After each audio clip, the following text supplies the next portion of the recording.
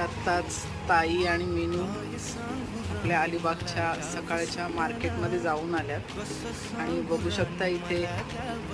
नाही करता फक्त काय आणायला गेलेल्या, आवळे आणि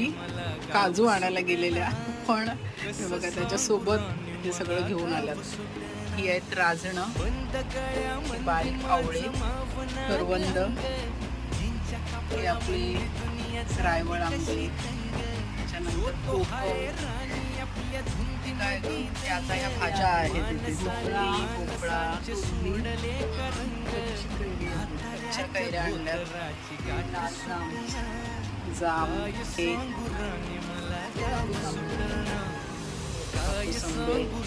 त्याच्यानंतर पालकची भाजी आणि हे आपले फुले काजू, कढीपत्ता,